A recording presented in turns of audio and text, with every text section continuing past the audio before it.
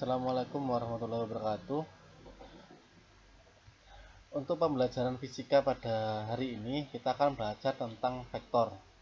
Pada pertemuan kemarin kita sudah belajar tentang besaran, di mana besaran itu bisa terbagi menjadi besaran pokok sama besaran turunan.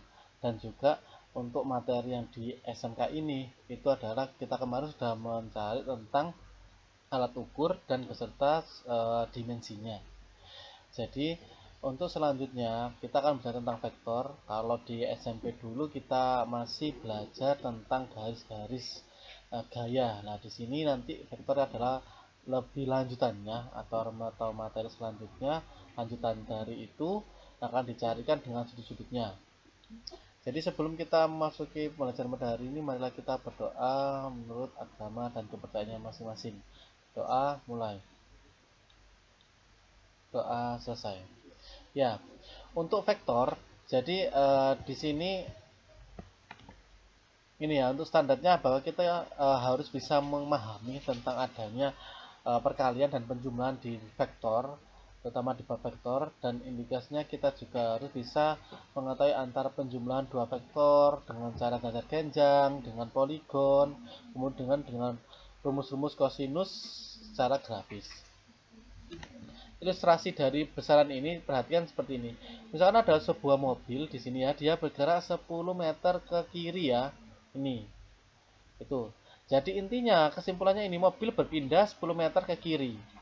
Kalau dari gambar ilustrasi ini. Kemudian yang kedua ada kelelawar, dia naik ya, terbang ya, dia bukan naik ya, terbang. Terbang dengan sudut 30 derajat Celcius, derajat. Kemudian di sini dia terbang dengan lintasannya seperti ini di gambar ini, ia dengan jarak 15 meter. Nah, di sini juga keduanya adalah kesimpulannya dari kedua gambar ini bahwa besaran yang punya nilai dan arah itu adalah besaran vektor. Tapi besaran yang mempunyai nilai tapi tidak mempunyai arah itu adalah besaran skalar. Contohnya, kalau kita mau pergi ke pasar, kemudian kita mau beli buah, nah itu kan biasanya kan ditimbang dulu. Nah itu kan biasanya kan beratnya atau masanya kan ada. Nah itu termasuk dalam besaran skalar.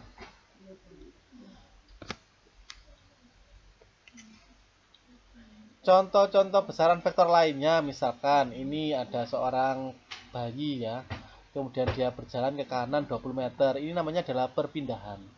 Tapi kalau misalkan ada si anjing ya, guguk ini, dia dengan kecepatan 5 meter per sekon ke kanan.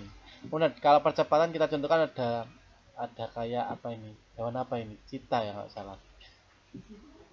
Kemudian dengan gaya ini juga ada gaya sama momentum. Contoh-contoh besaran skalar itu adalah ada jarak, kelajuan, perlajuan usaha, energi dan lain-lain. Jadi itu contohnya. Kalau kita mengetahui tentang arahnya, misalkan ini ya ada lumba-lumba, ada hewan lumba-lumba. Ya, ini ada seekor lumba-lumba, dia bergerak dengan kecepatan F1 ke naik, kemudian geser ke kanan F2. Yang kita cari adalah resultan atau penjumlahan. Penjumlahan dari kecepatan seekor lumba-lumba tadi itu berapa. Jadi kita bisa menarik garis dari titik awal ke titik akhir lumba-lumba itu. Ini ya, kemudian kalau yang selanjutnya misalkan ada garis A, kita berjalan dari garis A kemudian garis B, garis C gede. Lah kemudian R-nya berapa? Kita ambil dari dia titik awal kemudian ke titik akhir. Ini dinamakan dengan cara poligon. Kalau ada yang ketiga ini juga ada sama, juga ada vektor dan menghasilkan jajar genjang. Ini dinamakan adalah dengan cara jajar genjang. Itu untuk vektor ya, atau arahnya.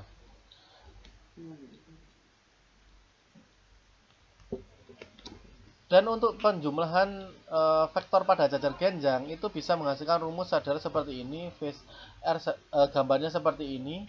Kemudian R2 sama dengan V1 kuadrat plus V2 kuadrat plus 2V1 kali V2 cos theta. Untuk sudutnya juga bisa dirumuskan di bawah ini. Jadi ini silakan ditulis saja dulu ya, karena saya tahu kalian sangat bingung dengan ada simbolnya cos di sini, dan ini belum diajarkan di matematika. Nanti kalaupun sudah ada waktu untuk bisa ke sekolah, nanti akan saya ajarkan ya. Jadi cukup dimengerti saja. Misalkan contohnya seperti ini.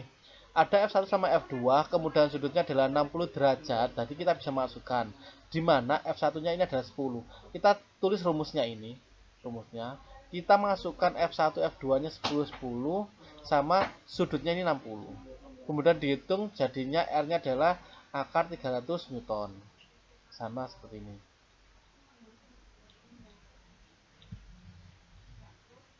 Ini adalah analisis vektor. Ini agak rumit karena ini adalah dia vektor yang ditarik dari garis gaya X sama garis gaya Z, di mana F sama dengan F1, F2, F3-nya ini.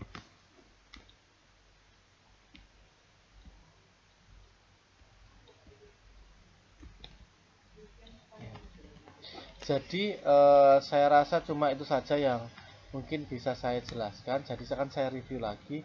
Tadi kita sudah mengetahui tentang ini besaran vektor. Ada ilustrasinya dua tadi ini, ada seekor mobil sama kelawar. Kemudian ini ada contoh vektornya, bisa ada gambarnya juga, dari perpindahan, kecepatan, percepatan, gaya, dan momentum. Kalau skalarnya ini dia yang tidak ada besaran, yang tidak mempunyai arah, hanya mempunyai nilai saja. Yang terakhir adalah cara penjumlahan vektor yang dibagi menjadi dua, yaitu adalah secara poligon sama secara jajar genjang. Jadi seperti ini bisa. Intinya untuk penjumlahan vektor ini adalah kita bisa menarik dari titik awal vektor sampai ke titik akhir vektor. Itu adalah resultan. Resultan itu nama lainnya adalah hasil akhirnya atau penjumlahannya. Kemudian bisa tulis ini juga perumusan terakhir dari nilai penjumlahan vektor. Ini jadi bisa yang ditulis yang ini ya. Kemudian ini juga untuk penjumlahannya sampai di contohnya. Kalau contohnya nanti akan saya perjelas lagi, karena ini juga ada unsur yang cos sudut, kosinus sudut. Jadi kalian harus juga sudah memahami tentang penjumlahan kosinus, perkalian kosinus, dan mengetahui sudut-sudut kosinus. Jadi sekiranya itu saja yang mungkin bisa saya sampaikan. Jangan lupa untuk tugasnya dikirim di grup saja ya, dan saya tunggu sampai 2 hari, nggak apa-apa sih. Jadi saya akhiri, wassalamualaikum warahmatullahi wabarakatuh.